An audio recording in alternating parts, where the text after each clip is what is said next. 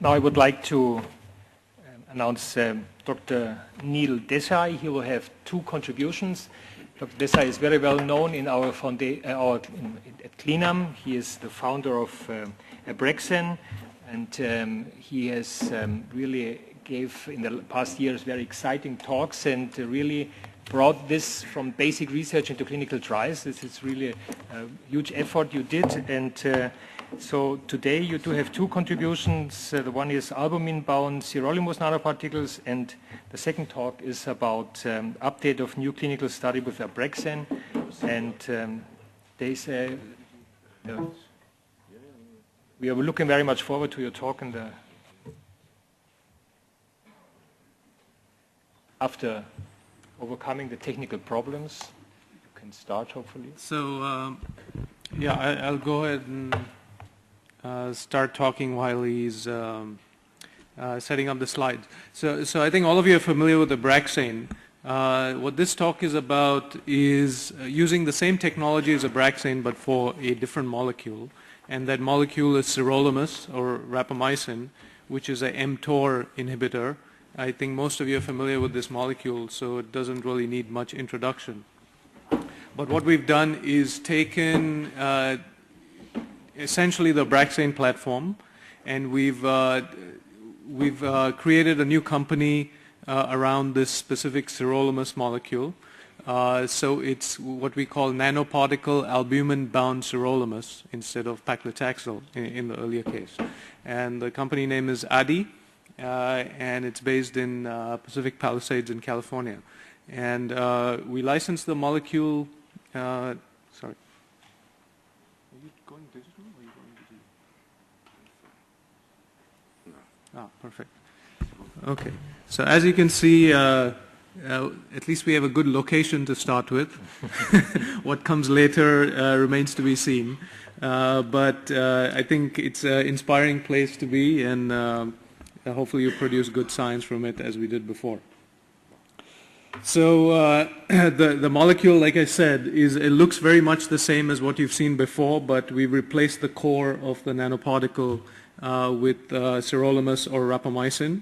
This is a well-known drug, and we plan to develop this in oncology and in cardiovascular disease. So the rationale for this is quite well known. The mTOR pathway, the PI3 kinase pathway, is well understood in the field of cancer and some other fields as well. What we're using is essentially trying to look at the commercial products that are out there, which is, there's a couple. There's, of course, the rapamycin, which is used for prevention of organ rejection and transplant. There's Sirolimus, which is used in cancer. Sirolimus also used in cancer. And just so you know, one new molecule version of a rapamycin analog was rejected for approval by the ODAC last year because of poor safety profile. So what we're targeting is essentially the same type of pathways that are available where you see mTOR activation, which is a target of rapamycin, but we can overcome several of the toxicity issues which are present with these molecules that are used today.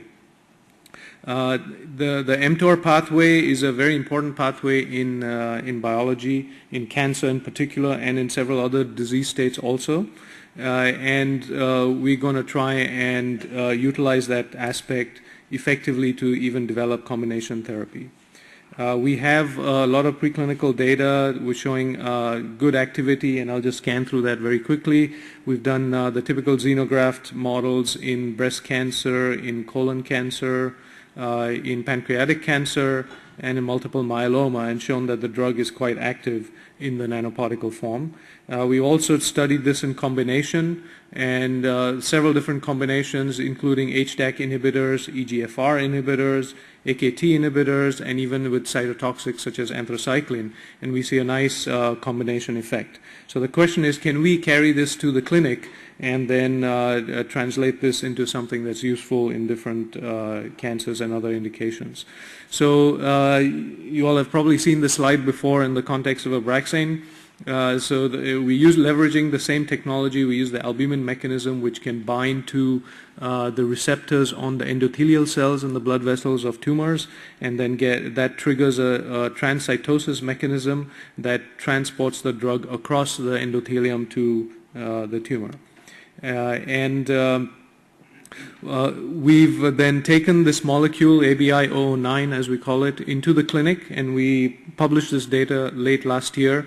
This was a study done in late-stage oncology patients with solid tumors. And the key results, I'll just summarize very quickly. We looked at escalating the dose from 45 to 150 milligram per meter squared, given on a weekly basis, and we looked at, of course, the safety profile, but we also looked at the PK and target inhibition of the mTOR pathway. And just as a reference, the 45 to 150 dose is considerably higher than any of the other mTOR inhibitors that are used. So the two that are used are given at the oral dosing is 10 milligram per day for everolimus, and weekly dosing for temsirolimus is 25 milligram per week. So we had 26 patients. We established the maximum tolerated dose at 100 milligram per meter square. Now remember that this is a targeted agent, so we're going after a specific biological pathway. So you don't necessarily need to treat this as a traditional oncology agent where you find the MTD and always treat at the MTD, because the biological effect could be seen possibly at a lower dose. As far as the safety at the maximum tolerated dose, essentially all of the adverse events we saw were grade 1 and 2, so they're very mild, and then except for there was one grade 3 anemia and one grade 3 dyspnea, and that's all very treatable.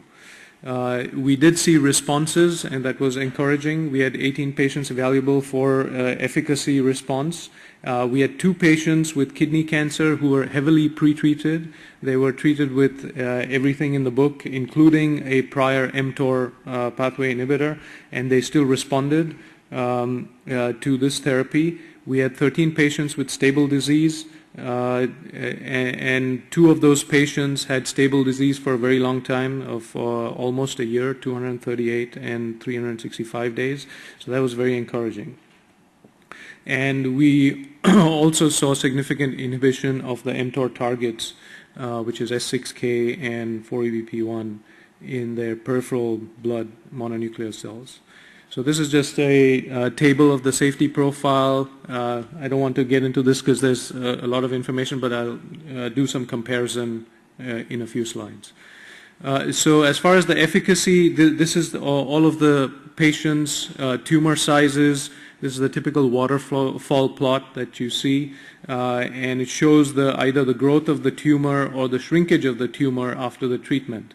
And you can see these are the 2 kidney cancer patients. These had a partial response and more than 30% shrinkage of the tumor. Like I said, these patients were heavily pretreated to begin with, and then several of these patients had stable disease, so no appreciable growth in the tumor. So this was encouraging in this late stage metastatic setting. We also saw suppression of the mTOR target S6K at all of the doses that we looked at, and essentially if you can see the orange line in the middle, that represents the average of each patient in each dose group, and you see that this 1D, 2D, that's 1 day, 2 day, 4 day, and 8 day. So essentially you see a suppression up to 8 days.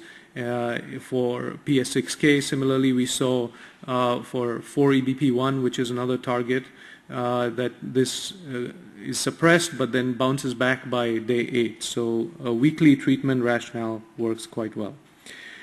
Comparing the toxicities quickly, these slides show what's well known in the literature for mTOR inhibitor toxicities. There's several reviews published in the last 2 years. Looking specifically at toxicities associated with mTOR inhibitors. And so to compare, here this is a very special toxicity known as pneumonitis, and this is specific to mTOR inhibition. if you look at these reviews which look at the other agents on the market and compare to what we saw in this study, this is all grade toxicity. We saw essentially 0 pneumonitis cases. On the right is the grade 3-4, so severe toxicity cases. We saw 0 in the case of nabrapamycin. So it looks very interesting and differentiated from this perspective. The mTOR pathway also affects metabolic processes, and so hyperglycemia is one of the aspects that's commonly seen. With some of the other agents, you see considerable hyperglycemia. With nabrapamycin, you don't see them, and of course we don't see any serious grade 3-4 events. Hypertriglyceridemia, again, less than the other mTOR agents. We do see some, but it's less than what's reported in the literature across the approved agents. Hypocholesterolemia, again, much lower than the other agents. Now, this is a serious toxicity of mTOR inhibition. It's mucositis and stomatitis. It's of a very special kind. And the problem with this is that it results in stoppage of treatment, because these patients essentially have mouth sores that cannot be treated and are highly painful. But once you stop treatment, then these disappear over time. So despite the fact that we are treating at very high doses, at from 45 to 150, which is significantly higher than the approved mTOR agents, our incidence of stomatitis and mucositis was lower, and we certainly had no severe events of mucositis and stomatitis to report. Dermatitis is another mTOR-based toxicity. Again, we appear to be lower than all of the other agents, so the safety profile in this case looks also better. As far as GI toxicities like nausea and diarrhea, again, we're lower than the other agents. Infections also lower, certainly no severe infections, which is indicated by the red bar in the overall bar. The things that we do see are some cytopenias, which is hematological toxicity. In anemia, we see some, again, but it's reported lower than the standard agents. Thrombocytopenia, we're higher, but I think that's related to the higher dose we use in the phase 1 study. In future studies, we plan to go at a lower dose, because the efficacy that we saw was at the lowest dose that we treated, which was 45 milligram per meter square. So the question is, what do we do next? We have the relevant clinical indications, of course, is in oncology, and our plan is to go after indications where mTOR is activated. We, in fact, will test the patients to see that the mTOR is activated prior to treating them. There's also other interesting indications where we've, in fact, started a clinical study. It's early-stage bladder cancer, and this is where the drug is not given systemically, but is given directly into the bladder. And here, mTOR activation has recently been published to be important for progression of bladder cancer. So we've started this clinical trial just in April of this year, and we're progressing through that. So hopefully next year I'll have something to report. Peripheral artery disease restenosis. So those of you who are familiar with the cardiovascular field, clearly rapamycin has played a big role in the drug-coated stents and prevention of restenosis. We're interested in the periphery, that is in the legs, where you have blockages and that need to be treated, and then often these blockages close down and restenose. So we have a technique with a partner, a device partner, that can inject the drug through a microneedle injection directly at the site. So you don't need to implant a stent, and you don't need a drug-coated balloon, but you're assured of the amount of drug that is going into the local disease site. Pulmonary hypertension is another one where mTOR pathway is highly activated. The interesting part about this is that the treatment for pulmonary hypertension is purely symptomatic treatment. So all of the drugs that are used essentially cause vasorelaxation, and therefore the pulmonary artery pressure is decreased, but there is no disease modifier treatment available. And it is a proliferative condition. So by using the mTOR inhibitor, we hope to affect that. I'm going to quickly go through some preclinical and then finish up. So in the bladder cancer model, we saw very nice results. This is an in situ genetically engineered model that develops bladder cancer inside the bladder, and we treat inside the bladder locally. And you see that when you put sirolimus in the bladder, you can essentially get rid of the tumor. This is in the peripheral artery disease model. This is the catheter we talked about. It has a microneedle injection mechanism, and you can put this and directly inject into the blood vessel wall. We've done this in pigs, and you see the control group, which has extensive restenosis, but when you're treated with nabrapamycin, you reduce it quite dramatically. In pulmonary hypertension, there's very nice data. This is data from actual patients with pulmonary hypertension, and there's a cross-section of the blood vessels that are stained to show mTOR activation, and these are the normal controls, and these are patients with pulmonary hypertension. You can see the thickening of the blood vessels through different staining techniques, and the same here. You can see the thickening of these blood vessels, but the control vessels are very small. So this is what happens, and you get increase in pulmonary arterial pressure, which is a problem. It's a proliferative condition. And when you treat with rapamycin, we can just focus on these images here. This is a control, untreated. This is a model where the animals develop pulmonary hypertension. So this is an untreated control. You have no pulmonary hypertension, but in the model you develop, when you treat with monocrotaline, you see the thickening of these vessels, which represents the pulmonary hypertension. When you treat with rapamycin, you can reverse the pulmonary hypertension. So this is very exciting, and we're planning to move this into the clinic as well. So I'll end with acknowledgements, and you can read them. I have to say that the bladder cancer study that we're doing is funded through a STTR grant from the NIH. Thank you very much.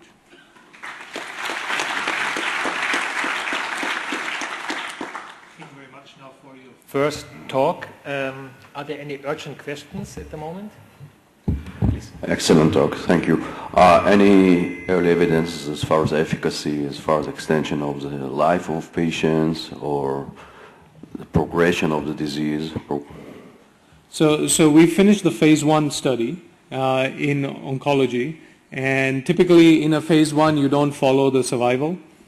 So we don't have the survival data, but we did see responses and shrinkage of tumor in patients that were very heavily pretreated with 4 or 5 lines of prior therapy. So that's very encouraging for us, and then we will follow that up in further phase 2 type trials. Thank you, very nice talk. I wonder about the uptake mechanisms. You indicated that these particles that are larger than caveoli should be taken up through caveoli. And there have been some similar data for Abraxane and some data indicating that there is a slower release. And I think this is a very important question for people that would like to make nanoparticles for cancer delivery. Are you sure that they are transitones by caveoli, even for particles larger than caveoli, or is it a slow release mechanism? So the mechanism is different from what you described. So the way the drug works and is designed to work is that it's not a slow release mechanism. The particles are designed to come apart once they're in the bloodstream, and the time frame of that could be within within 15 minutes, 20 minutes. There's a range, and because of that, what we see is that the albumin and albumin clusters are actually the ones that are transported through the caveolae and not necessarily the entire nanoparticles. Of course, it depends on the concentration, but the primary mechanism of transport is through the albumin complexes. Okay, so the transport is not due by large particles through caveolae. Correct. Last question now. Yeah, I was just wondering about the significantly higher incidence of thrombocytopenia, and if you tried to characterize it or to understand what was behind it. I assume it's drug-induced, but is it immune-mediated, or is it sinusoidal obstructive syndrome, or is it because of having some effect on the bone marrow?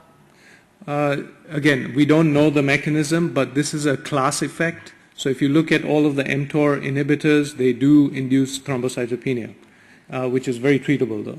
But in this case, it was a phase 1 trial, so we went from low dose to very high dose to a top dose of 150. A lot of the thrombocytopenia was at the higher doses. If you look at the maximum tolerated dose and lower, the incidence is is much smaller. So we were reporting all patients, not just select patients. Okay, now, thank you very much. So we're looking forward to your second talk. Okay.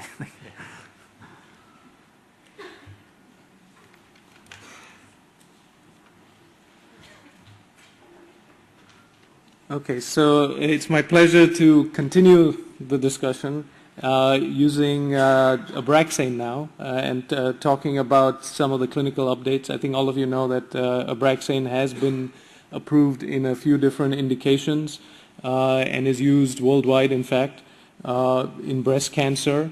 The more recent approvals are in non-small cell lung cancer and in pancreatic cancer. We just got approved late last year in the US and then shortly thereafter in Europe. So we also had a study in metastatic melanoma which met its endpoint. And so this is the first protein-based nanoparticle that was approved and marketed.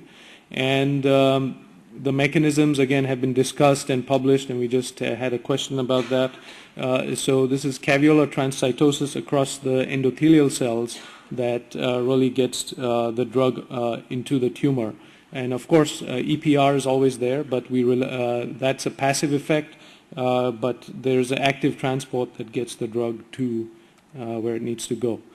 This is a very sort of complete picture of what actually happens on the endothelial cells. These are gold-labeled, albumin-labeled particles, if you will, gold particles.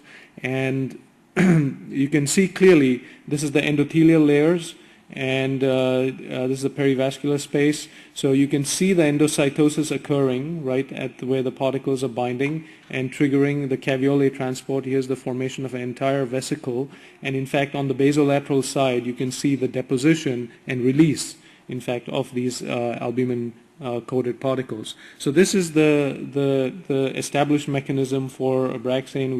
We published on this, and we have nice in vitro data showing that albumin really drives this. And if you replace the excipient of albumin with anything else, for example Cremaphore or some tween or something else, then you in fact inhibit this mechanism. So that mechanism is not available for other formulations. So I'll just quickly summarize some clinical results and then tell you about some new studies that we're doing. So in the breast cancer phase 3 trial, this was published quite some time back, we compared conventional Cremaphore-based paclitaxel against Abraxane, which we call nab-paclitaxel, and we saw a significantly increased response rate in these breast cancer patients. And in the patients that were treated, which were greater than second-line therapy, we saw about a 2.5 month increase in survival. And that was really the basis of the approval, first approval of Abraxane.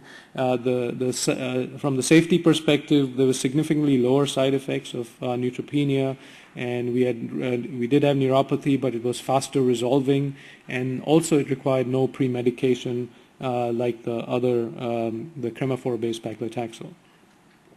We then went on to do another trial, fairly large trial of 1,000 patients in non-small cell lung cancer, where the standard of treatment was paclitaxel and carboplatin. So we used Abraxane and carboplatin instead. And in this trial, in the response rate, which was the primary endpoint, we saw a significantly increased response rate in overall patients. But what was very interesting, so in non-small cell lung cancer, we have two basic histologies that you treat, is the squamous type of cancers and the non-squamous, which are primarily adenocarcinomas. And what we saw was that in the squamous population, we had a significant differentiation of response as compared to the non-squamous. And this is a very interesting observation, and we're following it up with further clinical studies to really show and identify what is special about this group of patients versus the adenocarcinomas.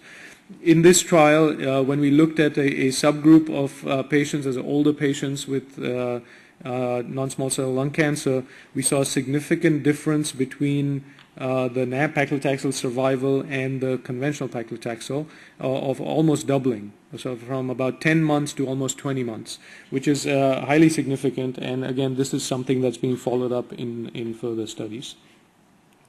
So the latest trial that we completed was the pancreatic cancer trial, and I reported some early results from that last year, in fact at Clinam. This was of course a global trial. We had 861 patients that were accrued worldwide, and we showed an improved survival, which was the primary endpoint in that trial.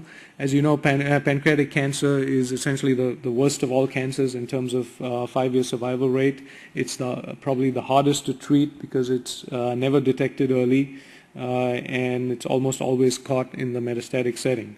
Life expectancy, as you know, is fairly short.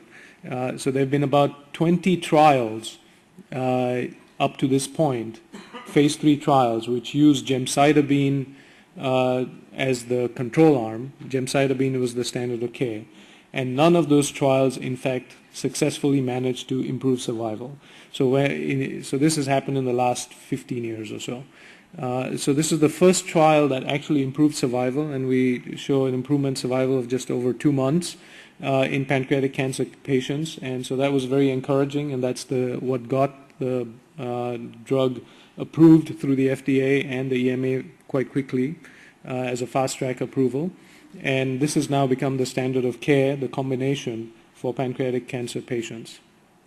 An interesting sub-analysis that we did to identify different type of responders in this subgroup and the patients who had the most benefit, we found that the baseline NLR, which we call as the neutrophil to lymphocyte ratio, is across the analysis that we did. This is the factor that came out to differentiate patients who have much longer survival versus those that have shorter survival. So clearly inflammation somehow is playing a part in cancer, and we know the two are linked clearly, but this is the first time that we've managed to pull out a population that we can identify long survivors versus the short survivors. So this has led to a lot of interest in pancreatic cancer using Abraxane and gemcitabine. So I just did this search the other day. There's 64 open clinical studies in clinicaltrials.gov that use Abraxane or Abraxane gem combination. And these trials are in all different settings. This is only in pancreatic cancer. Neoadjuvant setting, adjuvant setting, locally advanced, and metastatic settings. The general formula is Abraxane plus gemcitabine plus drug X. So it looks like everybody wants to add their drug to the Abraxane plus gemcitabine combination and see if they can further improve the patient benefit. So there's a number of investigational agents being tried in this type of setting. There's also the Abraxane plus drug X combination. Of course, fewer than the Abraxane gem combinations, and there's a few investigational drugs being tried there. There's another sort of category of treatment where Abraxane is replacing oxaliplatin or irinotecan in the combination FOLFIRINOX. Those of you who are familiar with the treatment of pancreatic cancer may know about FOLFIRINOX. It's a 4-drug combination. It's a highly toxic combination, but it was shown to be effective for patients who can tolerate it. And this study came out of France, so it's quite extensively used in France and in Europe, and then also in the States. But now people are thinking, because of the toxicity and the 4-drug combination, and how to replace that with different agents. So they're considering replacing Abraxane with oxaliplatin and irinotecan with Abraxane. So these are the type of studies that are ongoing. We are also initiating a new study which is started now in adjuvant treatment. So as you know, for the treatment for pancreatic cancer, if it's caught early, this is in a small percentage of about 20-30% of patients, that you surgically remove the pancreas and then you treat with chemotherapy. The standard of chemotherapy treatment was, in the adjuvant setting, was gemcitabine again. So we're doing a trial of gemcitabine versus the combination of nab-paclitaxel plus gemcitabine in this adjuvant setting. And this is about a trial of roughly about 800 patients, and we will look at disease-free survival and overall survival. In breast cancer, we are focusing on triple-negative breast cancer, and we are starting a new trial which has a phase 2 portion, and then will end up in a phase 3 portion. Currently for triple-negative breast cancer, the standard treatment is gemcitabine plus carboplatin. So we're looking at nab-paclitaxel plus carboplatin or nab-paclitaxel plus gemcitabine. And whichever arm in these 3 arms wins out will go into a phase 3 study in comparison with the standard of gemcitabine plus carboplatin. So that study has also started now. In different solid tumors, in melanoma, we have some very interesting results of Abraxane plus the antibody bevacizumab, and we see very nice results with overall survival of 16.8 months. I think yesterday we did talk about some of the targeted therapies related to melanoma, which are being used today. If you compare the overall survival for ipilimumab, which is the antibody, it's 11 months. With vemurafenib, which is a BRAF inhibitor, is 13.6 months. It's interesting that we're seeing 16.8 months. So we're going to study this further in melanoma. In head and neck cancer, we're also seeing very encouraging response rate at the primary tumor site of 77%, which is higher than what's reported for some of these other treatments that are being used. In gastric cancer, the typical response rate is around 20% or so. We have a higher response rate, closer to 30%, but again, we're looking at this to see if Abraxane makes sense to use as a single agent in gastric cancer. And then in platinum-resistant ovarian cancer, the typical response rates are 22%, 16%, etc. with the standard agents, but when we use Abraxane plus bevacizumab, we have an overall response rate of 50%. So this is encouraging. We're also looking at primary or tumors in the pediatric setting. This is also a very interesting new area.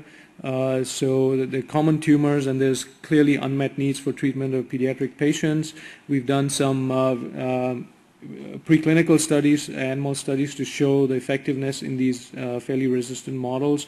So this is a comparison of paclitaxel and Abraxane at 2 different doses in neuroblastoma. What's very interesting, if you look at the intratumor concentration at the different doses of conventional paclitaxel versus Abraxane, we see significantly higher uptake into the tumor, even at a dose that is half that of conventional paclitaxel. We see double the amount in the tumor, and that translates into response as well. We're seeing very nice response in neuroblastoma models. There's a rhabdomyosarcoma model, again same concept. We treat with paclitaxel or Abraxane, and we see a much higher level of intratumor uptake and corresponding response. What's also very interesting is in this rhabdomyosarcoma model, here's a control, and if we treat with conventional paclitaxel, you do see a response, but once it starts really relapsing, we then break the treatment into either paclitaxel or Abraxane. And if you retreat with paclitaxel, there is no response. So now there's no more, it's become paclitaxel resistant. But if you treat with Abraxane, you see a shrinkage of the tumor again. So this is very interesting because now clearly it distinguishes the mechanism of how the drug works or how it penetrates the tumor and gets into the tumor. So this is providing good insight into what we can do in the pediatric setting. So with that, I'd like to conclude and acknowledge all of the numerous clinical and internal Celgene collaborations that we have. Thank you very much.